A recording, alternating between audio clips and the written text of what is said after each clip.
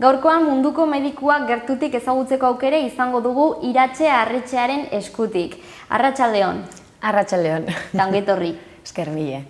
Beno, taldea ezaguna da, baina konta iguzu zure hitzekin zer den eta zein den zure hori funtzioa. Bale, interes sozialezko gobernuz kanpoko erakunde bada munduko medikuak eta ulertzeko 3 maila geografiko ezberdinetan iten dugu lan. Lehenengoa, maila internazionalean, hau da, munduko medikuak existitzen da Portugalen, Argentinan, Suedian, 15 delegazio ezberdinetan, eta bertatik 2 ekintza burutzen dira. Lehenengoa dela, krisi egoeretako ekintza puntuala, katastrofe bat gertatzen bada, edo goseteak, edo egoera egonkor soziopolitiko badagolik, hor interbenitzen du munduko medikuak, modu puntualago batean. Eta maila internazionalean, bertze modu batean ekiteko modua izango litzateke garapenerako lankidetza, erdera zertena kooperazion al desarrollo. Horren dire, proiektu ezberdinek ematen direla aintzinek bertze herrialdetan. Hoi maila internazionalean. Eta gero pixka bat hurbilduz gure lanera, estatu mailan 12 autonomia erkidegotan gaude, eta linea berdinetan, baina modu ezberdinetan iten dugu lana. Hortaz, ni heldu naiz Nafarroako munduko medikutik. Eta hemen, Nafarroako munduko medikutik abietzen dire proiektu ezberdinek. Ez dire proiektu igualak ematen Malagan, edo Valentzian, edo Galizian, pixka da testu inguru eta realitateari egokitzen diren proiektuek, batzen dire martxan, eta hor gaude gu lanean. Berez, munduko medikoak modu orokorrean, ulertuz munduko medikoak gauza handiago bat ez dela, 2 helburu nagusitu, lehenengoa izango zela pertsona guztiek osasun eskubide unibertsala izatea, eskubidoi bermatzea eta gainera erabiltzea. Osasuna ulertuz ez bakarrik ez gaudelik eri edo gaizki sentitzen ez garelik, baizik eta zerbait handiago bezala ez, faktore politikoak, sozialak, ekonomikoak, fisikoak, psikologikoak, eta zentenitzen dugu alderdi horiek denak ongi daudenean betetzen nahi dela osasunerako eskubide unibertsal hau. Orden, hoi da helburu handi bat baduguna, eta bigarren helburu handia da aldaketa bat sustatzea. Orden beti proiektu guztiak eta gure ekintza guztiak hango dire 2 bide hauetatik, ez? Azkenan dire paralelo. Beti dago osasunerako eskubide unibertsaloi, eta gero, hor ikusten dugu zen eskubide haunitz edo eskubide batzuk urratzen direla, eta orden hortako behar dugu aldaketa sozial bat bermatu. Pixke bat, gure linea hori jarraitzeko. Hori da erakundea, eta zer egiten duzuzuk? Proiektuan barne, Nafarroko kasuen, batugu 4 proiektu handi, errango nuke. Lehenengoa dela emakumeen mutilazio genitalaren prebentzio proiektu, gatentuela 10 urte lanian hemen Nafarroan. Bigarrena da, prostituzio goran dauden pertsonei emakume gehien bat arreta eta atentzioa ematea. Orain dela 2 urte sortu zen auzoko bizikidetza proiektu berri bat, Arrosaria auzoan, pixke bat auzoko pertsona guztien parte hartzea sustatzen duena. Eta proiektu handi hauek hortan gabiltza, ez? Azkenean, teknikariez, voluntarioekin lan eginez, eta beti sareak eraikiz, ez? Azkenean, erakunde ezberdinekin, bertze entidadekin, eta garrantzia handi emanez mobilizazio sozialari. Zegure proiektu guztietan, daude mutilazio proiektua, prostituzio proiektua eta auzo bizikidetza proiektuetan, beti ematen dire, atratzen dire 3 adar. Lehenengoa da, aurrez aurreko kontaktua edo interbentzio direktua errango ginuna, zertaz gurekin dauden pertsonak giza bazterkeria goera batean daude, aurrez aurreko kontaktu bat batzen da, eta hortan hasten da gure munduko medikuko lehenengo helburuei betetzen, eskubide unibertsala eskubide unibertsal horren, osasun eskubide unibertsal horren erreala izatea. Orduan, hasten da horrez aurreko kontaktu horretan, eta gero hasten gara mantxo-mantxo lan egiten, ez? Zauntzen dugu zein den bizi duten errealitatea pertsona hauek, eta sentsibilizatzen dugu adibidez Nafarroako leku ezberdinetara, gizartera, hori da, pixke bat erakusten dugu zein den egoera, beraiek kontatzen dakutena. Kontatzen dakutena ere bai da, ze eskubide urratzen diren pertsona horrenak, ez? Adibidez, migratu behar izan duen emakume baten egoera momentu hontan, nola dagoen, ze eskubide urratzen diren edo urratu zaizkion berai, eta horren pixke bat azaleratzen dugu gizartean zein den Nafarroako realitatea. Hau nintzetan dela gu bizikaren errealitatea, baina igual ez gaudela, ez dugula informazio nahikorik edo, ez? Eta hirugarren adarra izango litzateke, hau dena egin eta gero, pixke bat, mobilizazio sozial bat izatea eta intzidentzia politiko bat itea, ez? Bigarren helburu handiei lortzeko, aldaketa sustatzeko. Orduan beti biltzen gara, proiektu guztietan hiru adarra horietan. Aurrez aurreko interbentzioa, sentsibilizazioa eta intzidentzia eta mobilizazio sozialean. Eta beraiek dira zuengana gerturatzen direnak edo nola sortzen da lehendabiziko harreman hori? Bi modutan izaten alda. Edo beraiek hurbiltzen dire, edo gu gara beraiengana hurbiltzen garenak. Adibide bat batzeko, mutilazio genitalaren prebentzioko proiektuan, lan egiten dute maila ezberdinetan, baina lehenbiz dago aurrez aurreko kontaktu bat, bertan daude bi teknikari errespontsable eta gero voluntariotza talde oso bat, baina dut azpimarratu voluntarioak diren pertsonen lana dela guretako arras garrantzitsue, ze beraiek gabe ez dugu entenditzen nola egiten aldugun gure lana aintzinet eman, eta ere bai, beti garena, ez, gizartean parte garelako, eta aldaketa sustatu nahi balema dugu, azkenean guztion artean inbarra duguleko. Orden proiektu honetatik, aurrez aurreko interbentzio bat iten da, izaten aldela, edo ja aintzinetik ezagutzen duen pertsona batek erten duelako, hurbildu eta pixke bat hitz egin beraiekin edo informatu, edo bertzenaz, teknikariak izaten aldire hurbiltzen direnak beraien gana. Eta gero ja hortik abiatute, sortzen dire emakumeen alduntze taldea, gizonezkoekin ere lantzen da mutilazio genitalaren errealitatea, mantxo-mantxo hasten gara ez, pixke bat gehiago erekitzen sare horiek, koordinatzen bertze erakundeekin eta, bideo hortan, ez, beti. Orduan, eskubide unibertsalak urratzen diren egoeraetan aurkitzen diren pertsonei zuzendutako taldea. Bai, berez da, esklusio edo gizarte bazterkeria momentu batean dagoen pertsona bati, arreta bat edo atentzio bat ematea. Nafarroako realitatean zentratuta, ez? Zein diren beraien eskubideak, zer rekurtso existitzen diren, azkenan ere, hortaz, proiektuak ez dire berdinak komunitate, autonomia erkidegoetan, 12 autonomia erkidego hauetan, zertaz bizi dugun errealitatea ere da diferentia. Nahiz eta hurbil egon, azkenean errealitateak dire desberdinek. Eta, ze nolako testu inguruan sortu zen taldea, ze beharrari, noiz, ze momentutan norbaitek esan zuen, hau beharrezkoa da? Pues, bera, más o menos, kontatu haratu azkaz, eta da historia luzeago da berez bai. Munduko medikoak modu orokorrago batean sortzen da Frantzen 1980 urtean.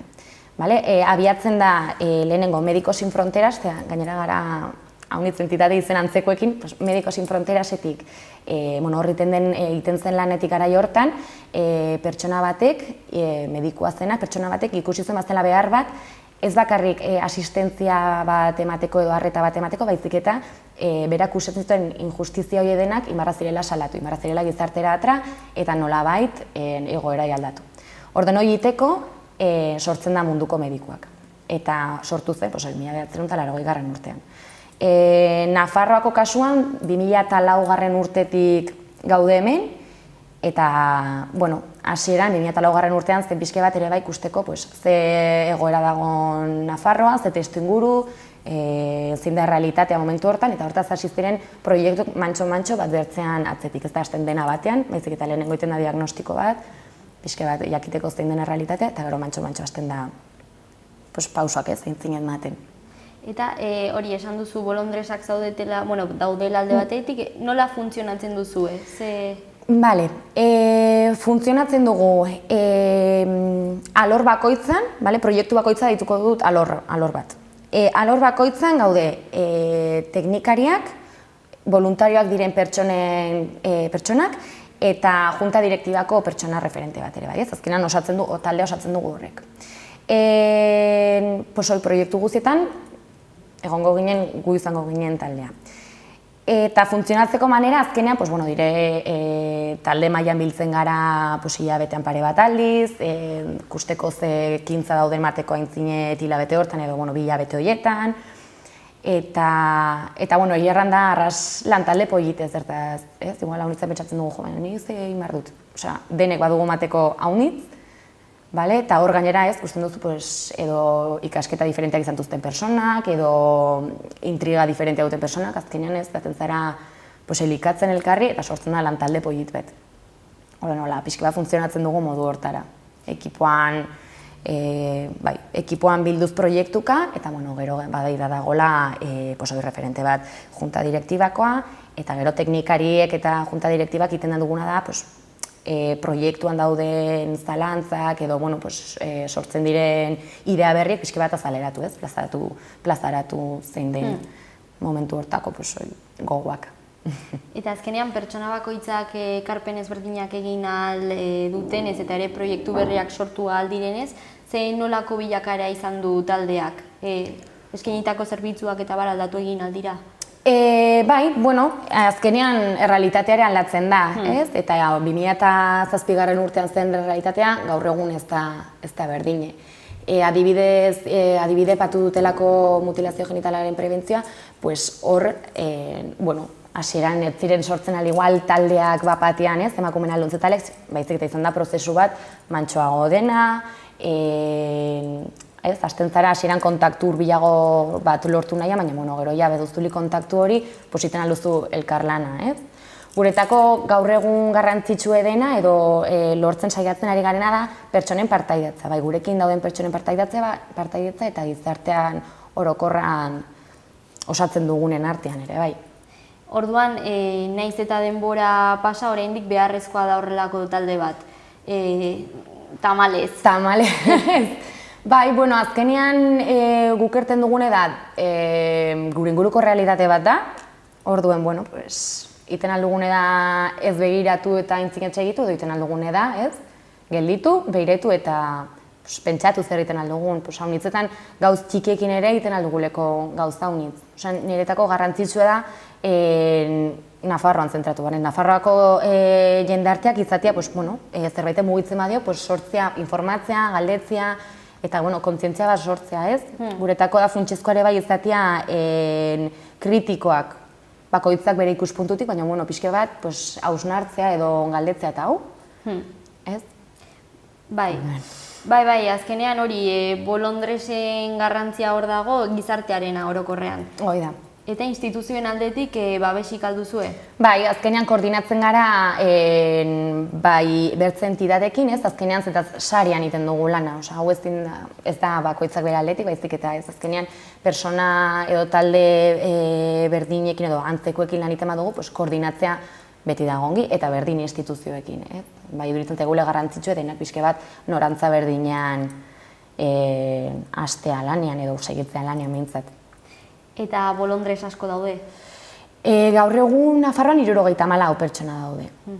Bai, iten duguna bolondres berriek hurbiltzeko, iten dugu 3 hilabete edo 4 hilabetean behin, saio bat, bolondres berriak edo interesa dutenak bolondres izateko, pixka bat hurbiltzeko eta azaltzeko zer den iten duguna. Orden, justu gainera uste dutela asteburu hontan, 21, ez urrengoan 21 eta 22, irailako 21 eta 22, iten da saioi erekitzen da, aurretik batzen dire kontaktuan pertsonak beren interesak edo dudak azaltzeko, eta saio hortara gaten dire, ikusten dute nola funtzionatzen duen munduko medikoak, ze erakunde mota den, zein diren bere helburuak, pixken nondik norakoak, eta gero horren arabera, ganden pertsonak pentsatzen du, nahi duen aintzinet segitu, edo behar duen pentsatu gehiago, edo du super argi proiektu honetan egon nahi duela, zetaz pentsatzen du eskaintzen aldiola gehiago, orduen pixke bat da hoi.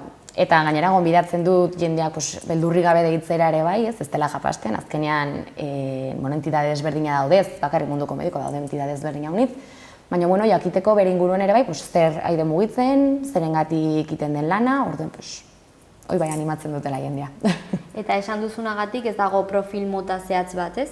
Ez. Azkenean guk pentsatzen dugu behar dugule zerbait zabalagoa, osea, ezin gara bakarrik gelditu irakaslea edo irakasleak diren pertsonekin edo ikasketa hau duten pertsonekin. Baizik eta zerbait zabalagoa dugulik, uste dugu funtzionatzen aldugula hobe edo kusten aldugula gauzetzu, pues ez nuen pentsatu hortan, ez? Osea, dudik gabe denek maten aldugule haunitz. Eta nola izan gaitezke bolondres? Pues bolondres, errenatzuten saio hauetara hurbilduz, lehenengo deituz, eta dudak baldin badituz edo lo que sea, deituz, nola funtzionatzen du edo, nola informa naiteke honen inguruan. Modu horretara, eta gero ere bai gure elkartea dagoen tokira hurbilduz, arazoi gabe. Ordenan informatzen da, eta modu diferentetan ere laguntzen alda edo ematen alda babesa. Azkenean izaten aldi ekintza puntualago bat, edo normalean bolondres diren pertsonak bai dela voluntariotza bat, igual konpromezua handiago edo handi duen modu batekoa, eta bai da prozesu bat. Baina ulertzen dara pertsonak momentu batean ezin delik ezin da, eta listo. Eta taldearen eginkizunei bueltatuz, ibilbideari begira zein nolako lorpenak lortu dituzue? Lorpenak, nik ez dugaten denbora unitz, azkenean lorpenak ere errango datzute 2007 pertsonetik dauden edo laugarren urtetik daude pertsonek, baina, bai uste dugu garela geroz eta pertsona gehiago, adibidez, bolondresa diren pertsona batzuk badaude urte pile bat eramaten duztenak proiektuen, eta berriek ere sartzen nahi dira. Gero ere uste dugu, sare ezberdinen parte gara, hau ere bilakatzen gaten da, orden sare ezberdinen parte gara eta hori garrantzitsue dela pentsatzen dugu, eta ere baiak garela espazio ezberdinetara hurbiltzen, adibidez, sentsibilizazioa egiten dugulik gai ezberdinen inguruan, hurbiltzen gara pixka bat hezkuntza formalera, zen gehiago igual hurbiltzen ginena, baina orain ez formaletara, bertze hezkuntza ez formalera, bertze taldeetara, gara pixka bat ere moi ere bai erekitzen iduritzen zaiguleko berdine, gure linea segitzen duela eta hurbiltzen albalima gara, bikain dela. Orduan, etorkizunari dagokionez, nola ikusten duzue edo zeintzuk dira zuen xedeak epe luze eta labur batetan? Xedeak izango dire, azkenean uste dut helburu handienetako bat izaten aldela, errandatu zen hastionez, pertsonen partaidetza, parte hartzea, gero ere bai, gaur egun gaude momentu batean gure sareak luztatu nahi ditugula, dugu egoitza dugu Iruñan, orden bai egiten dugula gehiago zentratzen garela Iruñerriko zonan, ez? Bai nahi dugula pixka bat ereki sare hau, ez? Nahi dugu, ari gara momentu honetan tutera eta inguruietako lekuetara hurbiltzen, bai koordinatuz entitatekin, bai azkenean ere bai erakunde ezberdinak ezagutuz, eta ere bai horren gaude, pixka bat voluntariotza egiteko interesa izango zuten pertsonak, pixka bat erraten zer den egiten duguna, eta aber norbait animatzen den ere bai. Ez azkenean interbentzioa egiten duguan, baina ez dugu, momentu honetan ez dugu oinarri bat pertsona voluntarioekin eta lan egiteko, orden pixka gaude bide hortan. Eta bertze lorpen bat ere izango litzateke euskaraen garrantzia ematea, ez? Azkenean gauden toki nahi dugu euskara sustatu eta mantxo-mantxo bai duritzen zaigu dela arras garrantzitsue pixka bat bisibilizatzea eta gure lana ere bai alde hortatik gatia.